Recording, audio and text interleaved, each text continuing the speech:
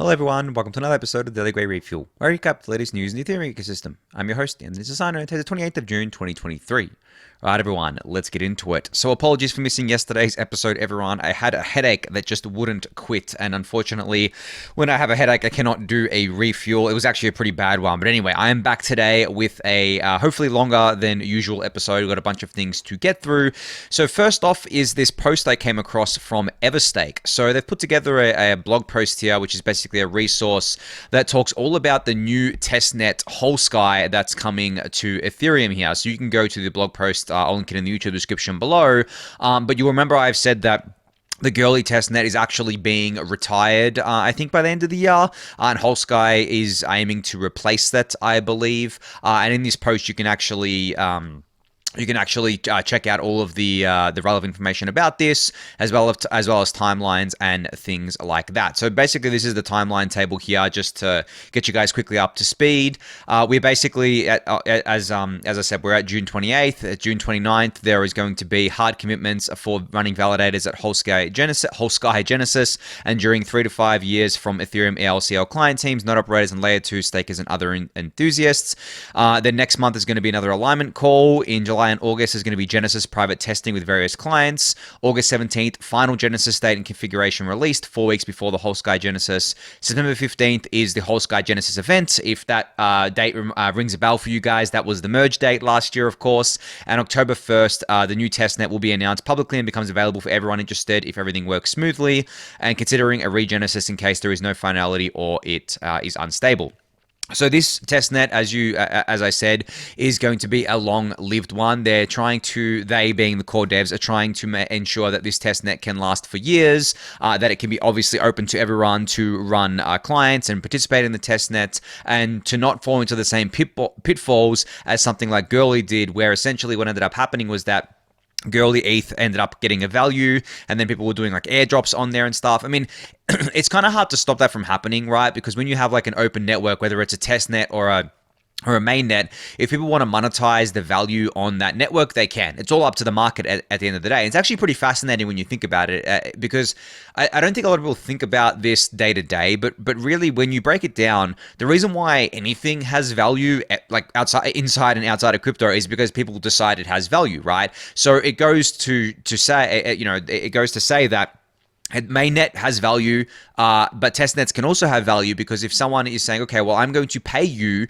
for the Goerli ETH, even though it's testnet ETH, even though it could possibly be printed to oblivion, if someone's still willing to pay you for it, then it has value, right? It's all about the fact that someone is willing to buy it, and obviously there is someone willing to sell it as well. But of course, if you are holding something that wasn't worth anything one day, and then someone offers you even like $1 the next day to buy it off you, then it depends how much it's worth to you, right? If it was worth $0 to you and someone offers you $1, well, now you've got $1 more than you expected to get from that. That's just the whole concept of value here. So it's always been funny to me to see that testnets can attain some kind of value here, some monetary value here, and it does warp things as well, which is unfortunate, because on testnets, obviously you want it to be as open as possible to everyone to test on there. You want people to be able to get their hands on the asset that they need to pay gas fees, which obviously is Goerli ETH on Goerli, without needing to buy it, and you want to control the supply, so that if it does obtain some kind of value, you can just make sure that it doesn't obtain too much value by printing more of it, right? By making sure that you're not giving it out. You're being like people who run faucets, or people who originally were allocated the testnet ETH, aren't giving it out to people who are just going to sell it, right? Or aren't selling it themselves. So it is definitely a big coordination issue here, generally with testnets that kind of attain value there. And it can also warp the incentives of not just the testnet, but mainnet to an extent. It depends on what happens with the testnet. People could say, okay, well, I'm going to bridge over my ETH, or I'm going to burn my ETH for testnet ETH. And I don't think it would happen on Ethereum, but you could imagine there is other networks. And I think that this actually happened with the Polkadot community. They had Polkadot, and then they had Kusama. And now Kusama was supposed to be like a testnet for Polkadot. They called it a canary network, but essentially the original vision was that it was a testnet for Polkadot, and then projects would migrate from Kusama to a Polkadot parachain. and kind of run there. Now, correct me if I'm wrong, anyone who follows the Polkadot ecosystem, but this is what the original plan was when I was following it a very long time ago. But what ended up happening is that Kusama gained a lot of value. The KSM token gained a lot of value, and projects just ended up staying on Kusama instead of migrating to Polkadot, or they didn't migrate, they just copied over to Polkadot if they wanted to, but they still had a lot of activity happening on Kusama, and that kind of warped the incentives because devs would be like, well, I'm just going to focus on my Kusama deployment because there's activity here instead of migrating it to Polkadot, and it fragmented the ecosystem. And this was something that I rallied against personally when Ethereum, I guess like it was a few years ago, someone came up, people were coming up with the idea of having like an incentivized testnet on Ethereum. I was like, no, I don't think that's going to work because it does warp the incentives. And I'm glad that Polkadot showed exactly what happens when you do that. And that's why I think that testnets with value are not great for mainnet, even though they kind of have nothing to do with each other. It's not like the testnet ETH can affect the mainnet ETH or anything like that, or what happens on testnet can affect mainnets in terms of the technical happenings there. But the social happenings definitely, right? Definitely can affect it. So I'm glad to see that we're going to be spinning down Gurley and spinning up a new testnet here that hopefully won't fall into the same pitfalls that Gurley did. But anyway, as I said, you can go check out this blog post from Etherstate. I'll link it in the YouTube description below. All right, so YQ here, who is building something called AltLayer that I've discussed before, basically rollups as a service protocol, has published today their latest piece on proposer builder separation and enshrined/in protocol PBS in Ethereum. So this was inspired by work done by a lot of other people in the Ethereum research space, such as obviously Vitalik, Barnaby here that I've talked about before, Dan Crad, Justin Drake, Mike Nuda, and a bunch of other people. Now, I'll link this post in the YouTube description below, but I think like post Dencun, so leading into next year, PBS is going to be like the main topic besides maybe like something like Verkle trees, but I think that PBS is probably more important than Verkle trees. I think we'll get Verkle trees before PBS, but you're going to hear a lot more people talking about this, and I've been talking about it for quite a while, obviously in the context of MEV Boost and replacing the MEV Boost software with in-protocol PBS or enshrined PBS, but it's going to get louder and louder. There's going to be more research posted. There's going to be developments happening. There's going to be specs posted.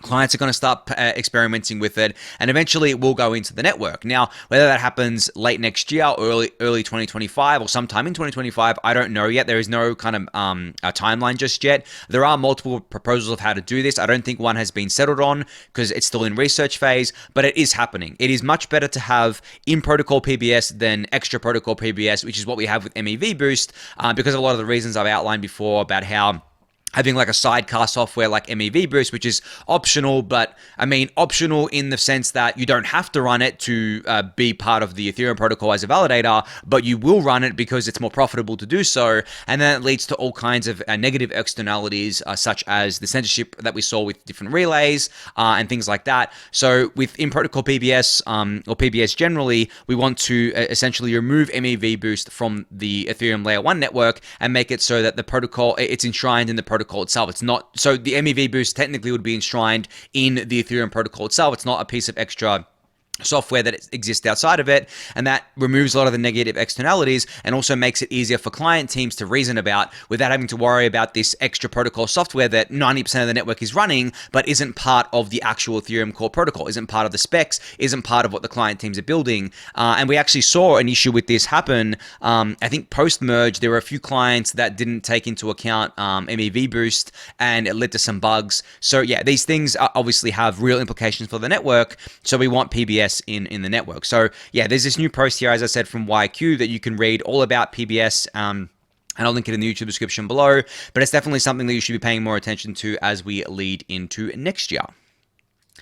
All right, Tony here, who you guys will know from the MEVBoost.pix website, is an Ethereum researcher, shared the latest research on blockchain privacy, specifically focused on stealth addresses. So you can see here, this is a research paper that has a bunch of authors attached to it, including, I believe, Vitalik on it. So I'll link this in the YouTube description below. But if I just open the actual PDF here, I'll just get it up here for you guys to see. It is quite dense reading, but I think it's a great thing to kind of just just have a look over if you're at all interested in privacy, because this concept of stealth addresses is something that Vitalik has spoken about before. He's written a blog post about it. Basically, it's a way to do privacy on Ethereum, specifically L1, without having to make major changes to the core protocol. I'm not sure if there has to be any changes made to the core protocol, but I think the idea is to make it so that there doesn't either have to be changes made, or that the changes made aren't major, right? Kind of like minor changes here. So just wanted to put this research paper on your radar, which you can check out in the YouTube description below. But the authors are Anton, I don't know how to say that last name there, Wastatter, that looks German, Matthew Solomon, Ben DiFrancesco. You'll recognize Ben from the Umbra protocol, or you may recognize him from the Umbra protocol, which is also a privacy protocol. Vitalik, of course, and Davor Svetonovic here.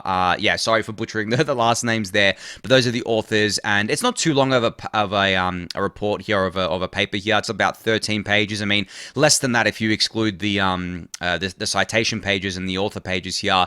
But yeah, you can read it for yourself. It is quite technical, so just be warned there, but I'll link it in the YouTube description below.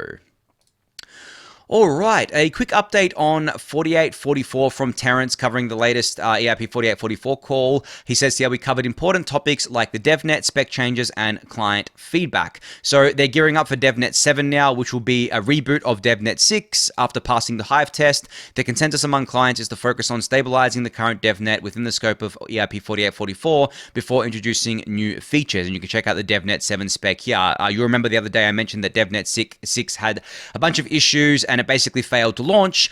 So DevNet 7 will basically be a clone of DevNet 6, a reboot of DevNet 6 with all the relevant information and all the relevant parts in place here. And Terence continues by saying it's important to note that the client teams will simultaneously work on the new Deneb EIPs. So Deneb is the name for I believe the consensus layer. Consensus layer upgrade. So Denkun is actually an amalgamation of the execution layer and consensus layer upgrade. So the Deneb on the consensus layer side, I believe, and execution layer is Cancun. So that's why it's called Denkun. And this was the same for Chapala. It was Shanghai and Capella. So the upgrades are given separate names because consensus layer teams and execution layer teams work on each layer, right? And then they obviously bring it all together for when it goes live. But they are separate upgrades, and it's all kept separately, but then joined up when it goes onto mainnet. Obviously, because mainnet is the coming together of the execution layer and the consensus layer to make the Ethereum we all know and love. And there's a bunch of info in this thread from Terence if you want to check this out. I'll link it in the YouTube description below. But we're getting close here, guys. I mean, I think that it's already the end of June, so I remember giving some vague timelines around when I was expecting Denkun to go live. I think we're going to be pushing it towards. It's probably going to happen in November, to be honest. Like, if I run through the kind of timeline in my head now, say they do DevNet 7 and maybe DevNet 8 or something like that, do a few shadow forks here and there. Then we're in like August, pushing to September.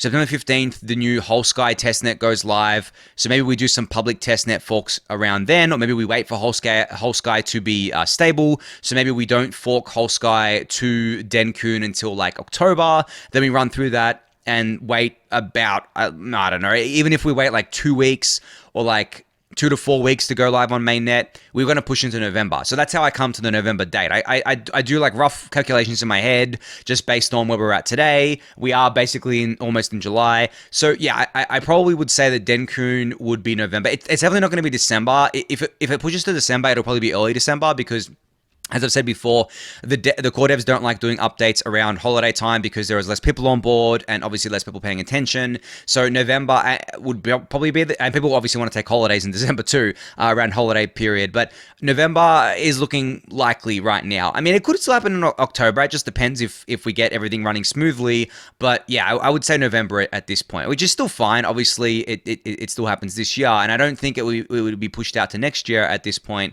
But yeah, I'll keep you guys updated on the timelines around Denkun, which obviously includes EIP 4844. All right, so the EF Next Billion Initiative has announced something called the DevConnect Scholars Program. This program will provide talented individuals from communities currently geographically and demographically underrepresented in Ethereum with financial support to attend DevConnect in Istanbul this November. So yeah, if this applies to you, if you are someone who lives somewhere in the world where you, as it says here, geographically and are kind of like financially not able to attend DevConnect in Istanbul, this program will actually subsidize your tickets or subsidize your attendance to DevConnect, which I assume would include things like hotels or hostels, flights, stuff like that, right? For you to attend and be able to actually participate in the DevConnect event. So you can apply to this program on this page here, on this blog post. I'll link it in the YouTube description below. Applications end July 23rd. So you have just a little under a month there. And they're in this blog post. They also detail why the program exists and program details, as well as the application link, as I've said before. Now, DevConnect isn't the only event that does this. I think a lot of the bigger events tend to try and do this. DevCon definitely does this, and it's just financial aid and just aid generally available to people who need it. And I think this is a really great initiative because Ethereum wants to be a network for all of humanity, right? It doesn't want to be a network that just services people in Western nations who are middle class or upper class that have enough disposable income to, speculate on crypto, to use the Ethereum network, to attend these conferences, to have fun with their friends, all that sorts of stuff. We want to be able to onboard everyone that we can around the world, regardless of their financial standing or regardless of their social standing. And I think that's something Ethereum has always done well. Ethereum has always bat above its average of representing the underrepresented groups around the world. We could be doing much better. I think we can always be striving for better. But out of all the networks, I think Ethereum does it the best, honestly. And not just because of these kind of programs, but also because Ethereum has such a welcoming attitude towards basically everyone, and it's actually quite amazing. That's what one of the major things that got me into Ethereum originally and has kept me in Ethereum.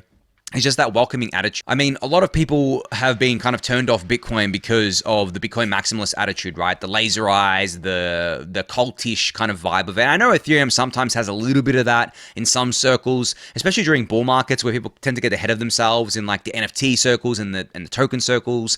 But generally, I think that like the core Ethereum community is very welcoming. If you come with open arms and you're not like, and you're actually trying to be an honest participant as part of the Ethereum community, you are definitely are welcomed into the community, both online and offline. So yeah, anyway, as I said, you can check out this program for yourself. I'll link the relevant details in the YouTube description below.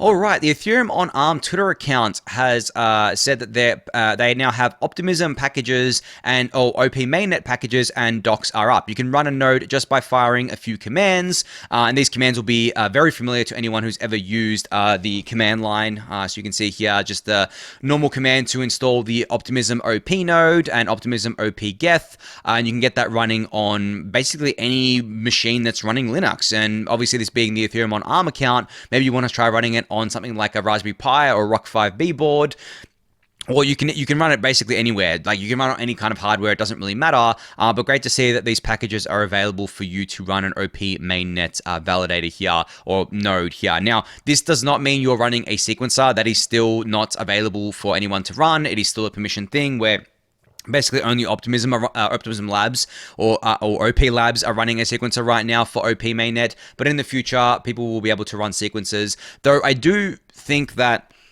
for sequencers, you'd probably want to have more beefy hardware, because if you want to be competitive as a sequencer, from my understanding, you would probably want to have hardware that can process transactions or kind of I guess like deliver transactions or propagate them around the network faster than I guess like other sequences out there, and you would want something to be something that was kind of more reliable on the bandwidth side of things as well. But it just depends. It depends on the sequencer type, and it depends on what what jobs the sequencer has, because it can have multiple jobs. But on the proving side of things, so if you're trying to run a prover for like a ZK network, that's where the hardware requirements shoot up quite dramatically. And I've highlighted before about how these hardware requirements will come down and have come down a lot, but still, generally, I don't really think that they're going to come down to a point where you could run a ZK Prover on a Raspberry Pi or a ROC 5B board and do it in a timely manner. Maybe you could run the ZK Prover on there, and maybe it would eventually produce the proof for you, but it would probably take a very long time. And obviously for a Layer 2 network, for a ZK rollup, you want to do this as fast as possible and for as cheap as possible. So yeah, that high-end hardware that can do it really, really quickly, but is also cost effective, is what you're going to need for that sort of stuff. But in terms of running validators and even sequencers, it's not going to require stuff like that on these L2 networks, but we'll have to keep an eye on that and keep an eye on how that grows over time. All right, Lucas here from the Gnosis Safe, or the Safe team, has announced that Safe has launched something called the Web3 Firewall. So this is very similar, I think, to the Fire Chrome extension that I've talked about on the Refuel before, but this is specific to the Safe app. So with every transaction that is made via wallet.safe.global, you'll get a free risk assessment flagging transactions that are malicious, carry risks, or may have compliance implications. So you can see here, this screenshot basically shows you that it's scanning a transaction that you've submitted on the Safe app, and it's showing critical issues. So one of the critical issues might be that the address you are sending the transaction to is blocked by global or organizational lists, the contact you are sending the transaction to that has had no activity in the past 30 days, the deployer of the contract is blocked by global or organizational lists, and there's 7 more issues in critical 7 more critical issues in this example. So what they would mean by global or organizational lists would be lists that are created by the community for things like scam addresses or known phishing addresses, or potentially addresses that you may not want to interact with because they have been sanctioned or things like that, right? So those sorts of things will be flagged here. You could, of course, still submit the transaction if you wanted to. This is just a warning that pops up, but I think this is going to help a lot of people and prevent a lot of people from interacting with phishing addresses or scammy addresses or signing things they shouldn't, just by having this presented to the user from the get-go. Now, of course, this is only integrated with Safe. You can use the Fire extension to integrate with something like MetaMask, and it works quite well to do that. There are other solutions as well out there that provide things like firewalls and that break things down for you and will basically act as hard stops. There's also things in general social or smart contract wallets, I should say, like Argent, that do this. But the more of this that we do, the more we train users to basically read or understand the transactions that they're sending or signing, the better that we can get at protecting them from themselves, basically. Because at the end of the day, you can put up as many warnings as you want,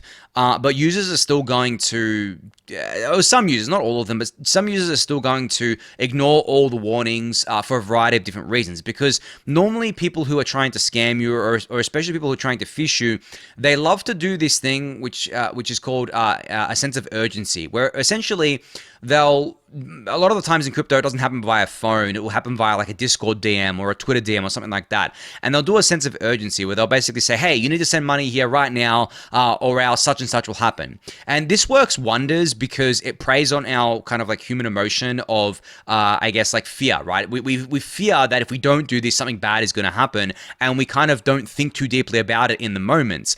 And this happens a lot, obviously, outside of crypto as well. There's a lot of banking scams that do this, where they'll essentially just cold call people, and they'll get someone on the phone, and if they get a bite from someone, they'll basically run through a playbook. And these are very sophisticated operations, some of them. They're not just some random dude in his basement calling people. These are sophisticated operations. They have SOPs, which stands for Standard Operating Procedures, where essentially once they've got a hook on their line, they run through it all, and it is proven to work, and they make a lot of money doing this.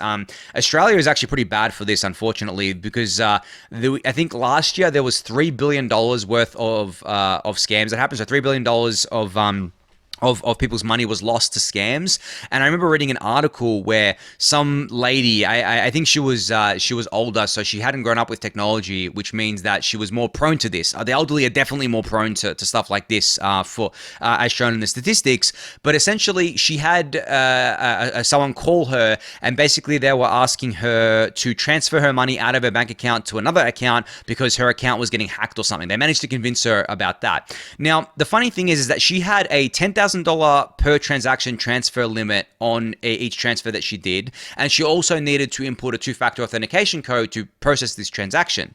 So what she did on the phone with this scammer is give her 2FA code to them to do this transaction for her multiple times. I think she did it like 20 times or something like that. So the reason why I bring this up is because you might think that's insane, but that happens all the time because people are not thinking when they are being pushed around and when their emotions are being played on. They're not thinking straight. They're not trained for this. And the people that are doing the scamming are trained for it. They know what they're doing. They know how to get you, basically. So I think that while we can't protect everyone, because no matter how many protections you put in place, someone's always going to slip through. If we keep putting up these warning signs, if we keep training users in the art of recognizing things like signing the wrong thing or sending transactions to a phishing address, we can protect most people. And I think that's the best that we can do. We're never going to be able to protect everyone. We're never going to be able to stop people from getting fished and scammed, but we can try and protect as many people as possible. And if people slip through the cracks, well, that's just, I guess, like what's going to happen, right? Now, there's never going to be 100% coverage here, because if we can't solve it outside of crypto, there's no way we're going to solve it in crypto, because in crypto, it's even more prevalent because it is so irreversible, right? Once you send funds to another address on Ethereum, there is no reversing that at all, unless there was some inbuilt reversal into, I guess, the token that you're interacting with, but then scammers wouldn't ask for that. They really just ask for ETH a lot of the time. And if it's a stable coin, they'll get the stable coin, and before you could even get that, even dream of getting that frozen by the stablecoin issuer, they will just swap it for ETH, and then it's gone. There's nothing that can be done in that scenario. So that's why it's especially prevalent in crypto, is because of that finality, right? As soon as the transaction goes through, if it's an ETH transaction, there is absolutely no way you're ever getting that money back unless the scammer sends it back to you, or unless it's frozen by some centralized exchange. But the scammers, are getting smarter there. They're buying KYC accounts, stuff like that, right? So yeah, it is terrible, but it is the way of the land. But I'm very happy to see that Safe has integrated this feature into the app. You can go check it out for yourself at wallet.safe.global. All right, so ZK Sync had a big announcement over the weekend, I think it was, or it was a couple of days ago now. They basically announced something called the ZK Stack, which is your modular framework for building sovereign ZK-powered hyperchains based on Era's open source code. So the TLDR about what this is it's very similar to what Polygon is doing with their ZK Stack, and very similar to what Optimism is doing with their OP Stack, and it's similar to what Arbitrum is doing with their Layer 3 chains, in that all these L2 teams are basically building SDKs or software development kits for people to build their own L2s using this technology, whether that be generalized L2s or app-specific L2s that could interoperate with the entire stack. So with ZK Stack, the goal is to, or with ZK Sync's ZK Stack, the goal would be to get people building on their ZK Stack and then interacting or interoperating with all of the other ZK chains built using the same stack. The same was true for Polygon, the same is true for Optimism, the same is true for Arbitrum as well. And what I really like about this is that it really shows that the L2s are doing exactly what people thought they were going to do, which is offering that expressivity, that modularity of being able to experiment, in terms of a kind of a Darwinian way of experimenting. Essentially, experimenting. I guess like it's the what's the term I'm looking for here? It's like the Darwin theory of evolution, right? The theory of basically things just happening in parallel millions of different times, and the people that survive, or I guess like the things that survive end up being stronger and stronger and stronger and more resilient, and that's what's happening with the L2 space. We're having all these experiments play out in kind of like parallel, and then eventually we'll get to like the best or the nearest best L2 design that we can come up with, and the entire Ethereum ecosystem will have been better for it, instead of just trying to scale the L1 and doing it all on the L1 and only doing it one way instead of all these different ways that are happening at L2. So that's what I've always been bullish on when it's come to L2s, and I've talked about this a lot on the refuel before, but basically this is what all the L2 teams are now focusing on, which is great. Now, the only downside I could see here is that there might be a fragmentation of attention, because ZK Sync has ZK Sync Era, Optimism has OP Mainnet, Arbitrum has Arbitrum 1, or Off-Chain Labs, I should say, have Arbitrum 1. Polygon has their ZK AVM, and then the POS chain, which will be turned into a ZK AVM Validium. Will it fragment their attention, building out this tech stack versus focusing their attention on building out their own generalized L2? I think it may somewhat, but I think that what you get in return for that is a whole ecosystem of things, of chains, of developers building around your technology, which makes your original kind of generalized chain more powerful because of it. And I liken this to what Ethereum has done with L1, where essentially we've pushed scaling to L2. So the L1 is better off because we basically get to use the L1, what its intended purpose is, as a settlement layer, and we get to do all the scalability at L2. So yeah, I think the trade-off is worth it. I think what we get for it is worth it, but it's going to be interesting to see this all play out. But anyway, you can read more about ZK Stack from ZK Sync. I'll link their tweet in the YouTube description below. All right, last thing to talk about here is something funny. So I put out a tweet where I said, it's kind of funny to see that we are repeating the same, quote, institutions are coming, end quote, narrative that we had in 2020, except this time it might actually be true. So this was the prevailing narrative of 2020. It may have even started in 2019. But the reason why it was so loud in 2020 was because we had big companies purchasing BTC. Saylor kind of kicked it off or popularized it, but then other companies joined the fray, such as Tesla. But the thing is that after a few companies joined in doing this, buying BTC, there wasn't that much follow through from there. And people were kind of disappointed in that, I think. And then, obviously, other narratives took over after this, such as the Old Town One narrative and NFTs and stuff like that. But the early narrative of the early bull market was institutions are coming.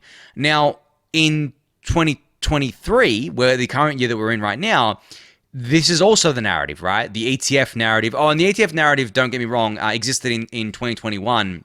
As well, existed last bull market as well. But we're doing it again, right? The ETF narrative, all these TradFi institutions getting involved with crypto, that was happening in some ways in 2020, 2021 as well, but it's happening now.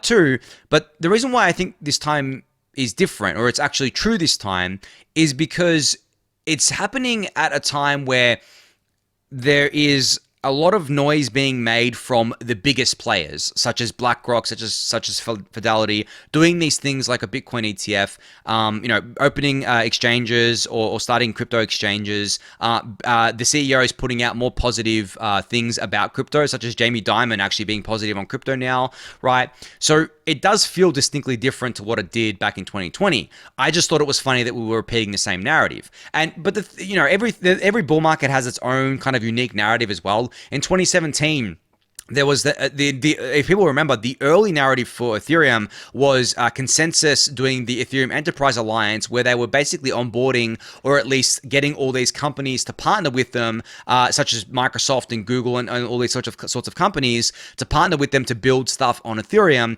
That didn't really eventuate to anything, but it was a huge narrative back then. And then obviously ICOs were the big narrative of the 2017 bull market. And then before that, in the 2013 bull market, Bitcoin was going up for a while. Silk Road had a lot of attention, but then Silk Road got shut down and Bitcoin still went up after that. And I think it was because Silk Road getting shut down brought a lot of attention to Bitcoin, which resulted in a big run up. And then all the fuckery around MT Gox as well drove Bitcoin up to a pretty high price, and then it came down from there. So every bull market has its own kind of narrative that people latch onto. But I think for the potential 2024, 2025 bull market, the narrative is definitely still going to be institutions are coming and institutions are potentially here. We're going to have narratives around layer twos, of course, as I've discussed before, ETH staking, stuff like that. But it really does feel like the institutional narrative is finally here. Now, maybe I'll eat my words next year. Maybe this is all just going to fizzle out. But it feels like a wind change to me. It feels distinctly different. But anyway, on that note, I think that's going to be it for today. So thank everyone for listening and watching. Be sure to subscribe to the channel if you haven't yet. Give the video a thumbs up, subscribe to the newsletter, join the Discord channel, and I'll catch you all tomorrow. Thanks, everyone.